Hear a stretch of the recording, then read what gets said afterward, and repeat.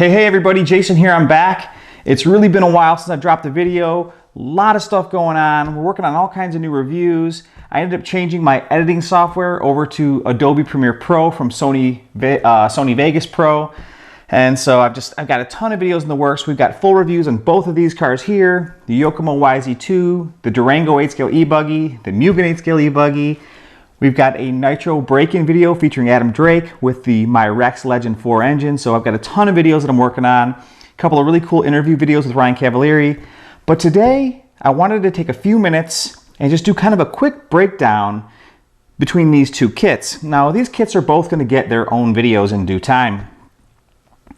But since the holidays are here and these kits have both been released, I've been getting lots and lots of people asking me, which one's better? Which is the way to go? Well, let's just be honest. For 2015, Ryan Cavalieri cleaned up the 2015 Roar Nats with, the B5M platforms, right? He swept all the classes, just crushed it. And then Spencer Rivkin, 16-year-old prodigy, goes out and wins the first ever world championship with the car on AstroTurf in Yatabe in Japan. So I don't think there's any question that 2015 has been the year of the B5M, and it's been an amazing platform. Right? It was fast. It's going to continue to be fast. We all know that. With that said, TLR's not messing around. They've updated their 22 Series buggy to the new 3.0 version, and Ryan Mayfield just recently beat all of the other platforms, including Cavalieri and Spencer, in Omaha, Nebraska at one of the J Concepts races with this brand new platform. But the reason I wanted to make this video, and we won't make this long, I promise, it's really primarily because there are two, in my opinion, two completely polar opposite strategies going on when you spend your money. So this kit will run you about $325, ton of value in there. We'll get into that. We'll talk about the actual value of the kits in the reviews, but this is about $325 on the street, and this is about $329. But here's the difference. When you buy the TLR 22 3.0, you're kind of getting the pinnacle of the technology that they've developed. Like, it's just the most updated, just refined version of the, it's the most refined, nicest version of their kit they've ever released, and I think it's an amazing kit.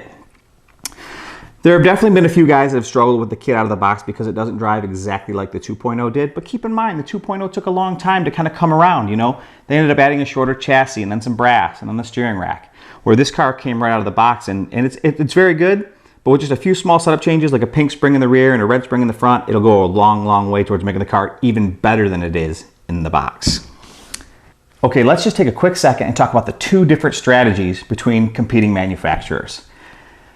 When you spend $324 or $325 in the Associated kit, I really feel like what Associated has done is they've crammed as much value into the box for the money you spend, but more importantly, this is really like a racing system.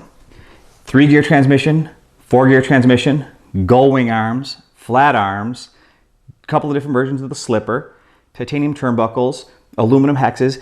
Basically, for $325, Associated is trying to arm you with a kit that you can basically take from track to track to track, from surface to surface to surface, and be competitive with it without spending a ton of money. It seems to me like they're looking to create a system that you can go out and campaign that's adaptable. And for a long time, I don't think we needed that. I think most of us just went to one track and it was clay or it was dirt and we just ran it. But now, it seems like there are carpet tracks popping up. There's been a few AstroTurf tracks popping up. Sometimes we want to race these things in loose, loamy outdoor conditions. We want to race them in super gripped up, high bite clay conditions inside.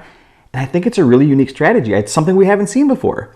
Now, the TLR 22 3.0, it's really more of it's really not a racing system. It's like the elite platform. It's the absolute latest, greatest, newest. And the car works really, really good right out of the box. But it's just interesting to see that two different manufacturers are going at it in two completely different ways.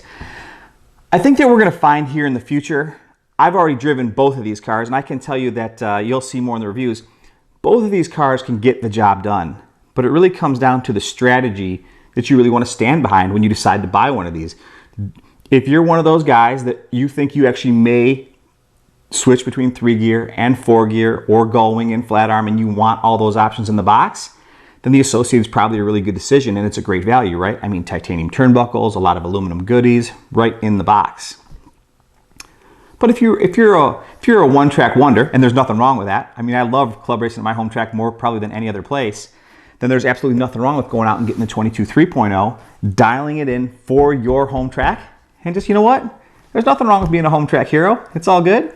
So anyways, just two different strategies from two major players in the RC industry. I thought I'd share my opinion with you on these, and I'm working on the full reviews, I promise. If you guys have questions, comments, send them in, and we'll get these videos out just as soon as we can. Happy holidays, and I hope you guys enjoyed this little short video.